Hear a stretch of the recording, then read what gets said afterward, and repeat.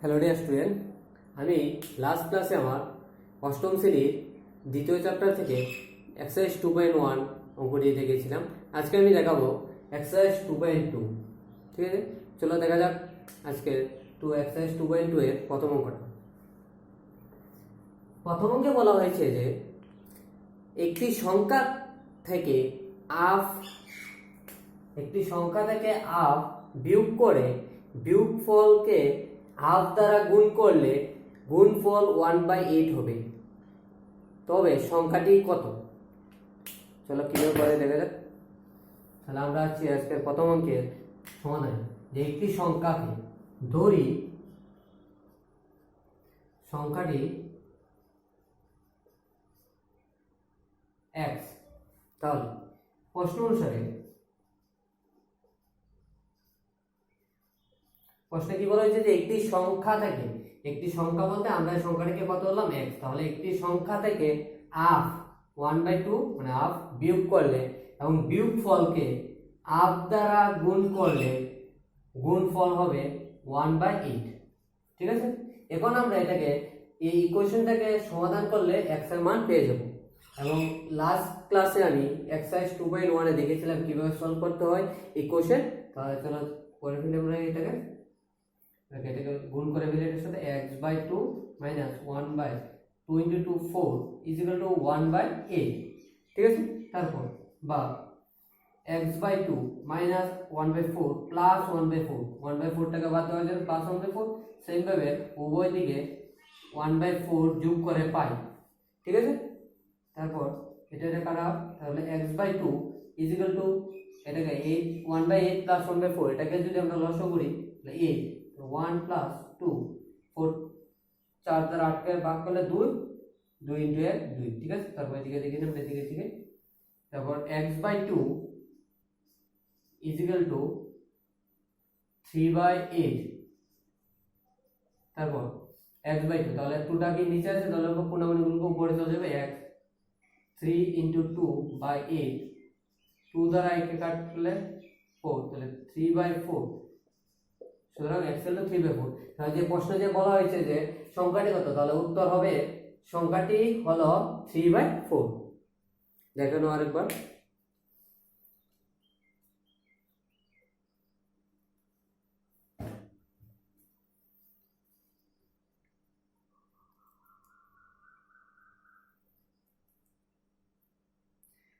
তাহলে তারপর আসছি আমরা কোশ্চেন নাম্বার 2 তে।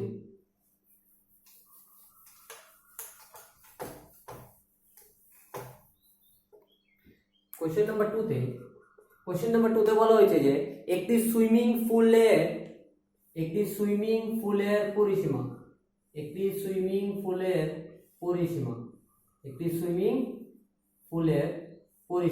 এটা পরিসীমা বলতে এখান থেকে স্টার্ট করে, এখান থেকে পরিসীমা কত? একটি সুইমিং পুলের পরিসীমা 154 মিটার এবং তার দৈর্ঘ্য প্রস্থের দ্বিগুণের চেয়ে 2 মিটার বেশি। মানে যদি আমরা ধরি প্রস্থ x, তাহলে দৈর্ঘ্য হবে প্রস্থের দ্বিগুণ, মানে 2x দ্বিগুণের চেয়ে 2 মিটার বেশি, তাহলে দৈর্ঘ্য হবে কত আর প্রস্থ হবে x মিটার। ঠিক আছে, বুঝা গেল প্রশ্নটা? এবার আমরা কিভাবে করতে হবে দেখে নিই একবার। গেল প্রবলেমটা, এবার দেখে নিই আমি কিভাবে করতে হয়। করবো আমরা, ধরি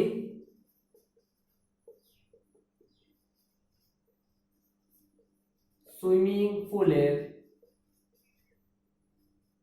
প্রস্থ x মিটার, সুতরাং দৈর্ঘ্য প্রস্থের দ্বিগুণের চেয়ে 2 মিটার বেশি। বুঝা গেল? এবার প্রশ্ন অনুসারে একটা দেওয়া হলো আমাদের কাছে পরিসীমা কত দেওয়া আছে? পরিসীমা 154 মিটার। ঠিক আছে, এবার যেহেতু যে দৈর্ঘ্য প্রস্থ দেওয়া আছে সেটা অবভিয়াসলি আয়তক্ষেত্র, তো আয়তক্ষেত্র পরিসীমা ফর্মুলা 2 ইনটু দৈর্ঘ্য প্লাস প্রস্থ। ঠিক আছে, ইকুয়াল টু 154, তারপর 2 ইনটু দৈর্ঘ্য কত 2x plus 2 2x plus 2 plus plus cos তো x x equal to 154 metre. এবার দুইটা এদিকে আছে, দুইটা নিচে চলে যাবে, আর এদিকে 2x plus 1x 3x 3x plus 2 is equal to 2টা নিচে চলে যাবে 154/2, ঠিক আছে। তাহলে 3x is equal to 154 divided by 2 is equal to 77। এবার 2টা এই পাশে প্লাস 2 আছে, এই সাইড চেঞ্জ হয়ে গেলে -2। তারপর দেখে নেব বা 3x is equal to 75, তাহলে x is equal to হবে 25। তাহলে সুতরাং প্রস্থ 25 মিটার এবং দৈর্ঘ্য আমরা দিয়েছি 2x plus 2 মানে 2 into 25 plus 2 is equal to 50 plus 2 is equal to 52 metre. বুঝা গেল? দেখো না আরো ভালো করে।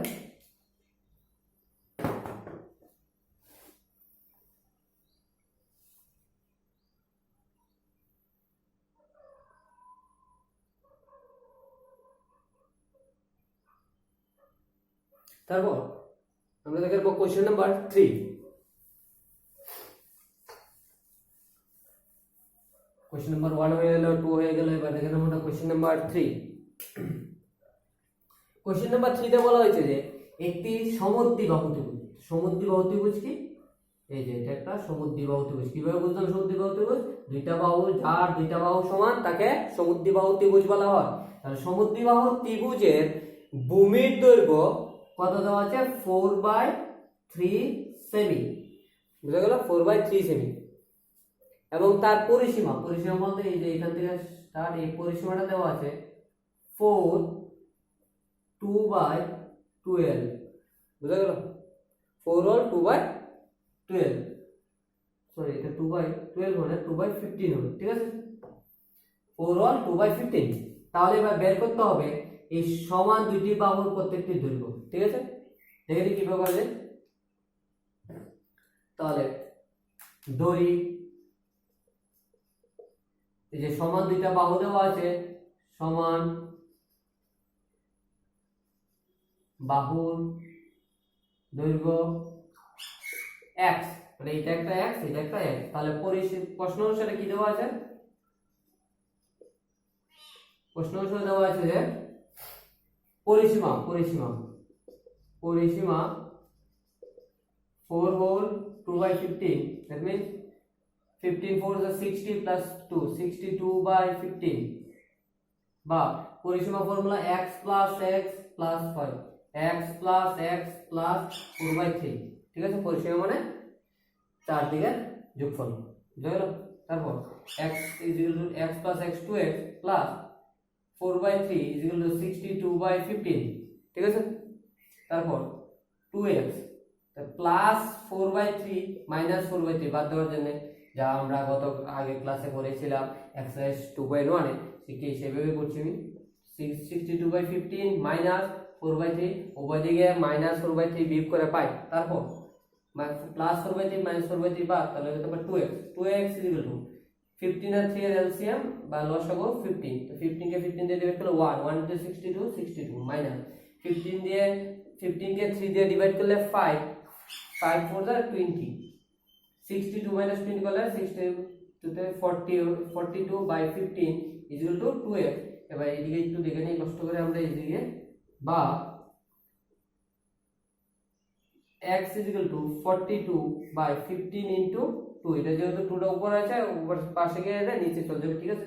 2 দিয়ে 42 কে কাটলে 21, দেন 3 দিয়ে 21 কে কাটলে 7, 3 দিয়ে 15 কে কাটলে 5, তাহলে 7/5 বা এটাকে যদি ডিভাইড করি 7 2, তাহলে x is equal to 1 whole 2/5। বুঝা গেল?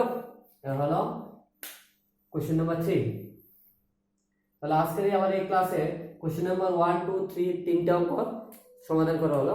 নেক্সট ক্লাসে আমরা বাকি প্রবলেমগুলো সলভ করব। চলে দেখা হবে তোমাদের সাথে নেক্সট ক্লাসে। Thank you.